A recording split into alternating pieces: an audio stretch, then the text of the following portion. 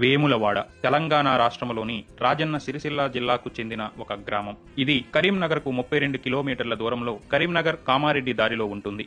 ఇక్కడ చరిత్ర చూసినట్లయితే ఈ పురాతన గ్రామం పశ్చిమ చాళుక్యుల కాలం నుండి ఉన్నదని ఇక్కడ లభించిన పురాతత్వ ఆధారాలను బట్టి తెలుస్తోంది. పశ్చిమ చాళుక్యులు నిర్మించిన రాజరాజేశ్వరి స్వామి దేవాలయమునకు వేములవాడ ప్రసిద్ధి చెందింది. చారిత్రక ప్రసిద్ధి కలిగిన ఈ దేవాలయానికి సుదూర ప్రాంతాల నుండి యాత్రికులు వస్తూ ఉంటారు. ఈ ప్రాంతాన్ని పాలించిన మొదటి నరసింహుడుకు రాజాదిత్య అనే బిరుదు ఉండేది. ఆ బిరుదు పేరట గాని లేదా అతడు కట్టించినందువలన గాని ఈ దేవాలయానికి ఈ పేరు వచ్చిందని భావిస్తున్నారు. రాజాదిత్య మొదట వినయాదిత్య యుద్ధమల్లుని మనవడు. దేవాలయానికి ఉత్తరాన ధర్మగుండం అనే కోనేరు ఉంది.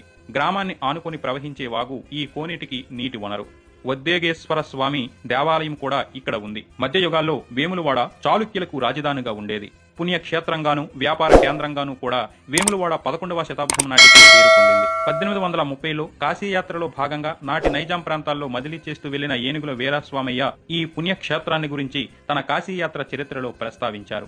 జగనంపల్లి గురించి వ్రాస్తూ 4 మజిలీల దూరంలో వేములవాడ ఉందని, అది మహాక్షేత్రమని, రాజేశ్వర క్షేత్రమని పేర్కొన్నారు. అప్పట్లో ఈ ప్రాంతంలో పులులు భయం ఎక్కువగా ఉండేదని ఆయన వ్రాశారు. శివరాత్రి రోజున 3 లక్షలకు పైగా భక్తులు రాజరాజేశ్వరి స్వామిని సేవించుకుంటారు. ఆ రోజున ప్రత్యేక పూజలు జరుపుతారు. రాత్రివేళ దీపాలంకరణలతో దేవాలయం దేదీప్యమానంగా వెలుగుతూ ఉంటుంది.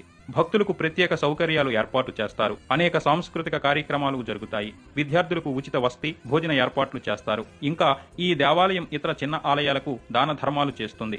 రాష్ట్రంలో అత్యధిక ఆదాయం గల దేవాలయాల్లో ఇది ఒకటి. దేవస్థానం గ్రామాభివృద్ధి నిమిత్తం సంవత్సరానికి 8 లక్షలు ఖర్చు పెడుతుంది.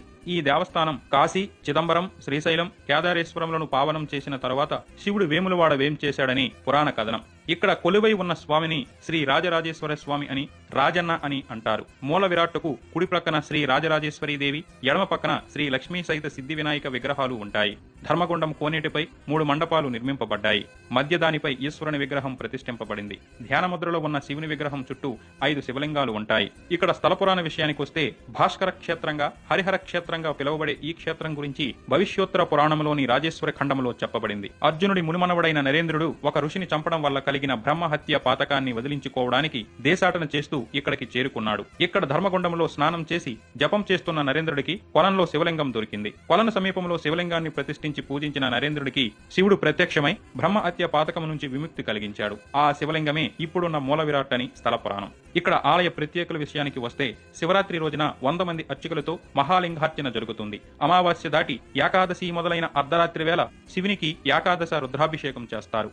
ఇక్కడ భక్తులు చేసే పూజల్లో ప్రముఖమైనది కోడెముక్కు.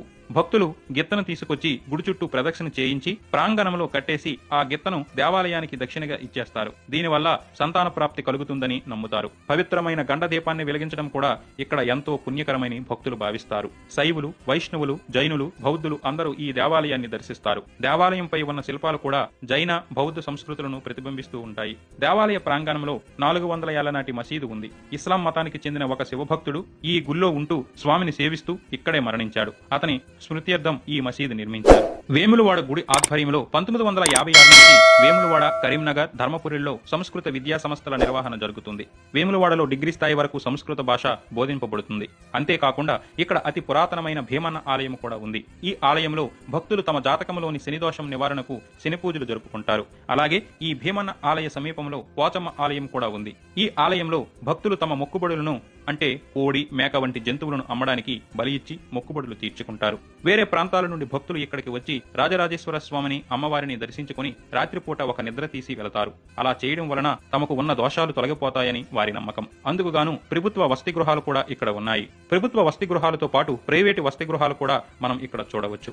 నిద్ర కోసం వచ్చే భక్తులకు కాలక్షేపం కోసం వసతి గృహాలకు దగ్గరలో సినిమా హాళ్లు కూడా ఉన్నాయి. అందరూ తప్పకుండా దర్శించుకోవలసిన ప్రదేశం ఇది.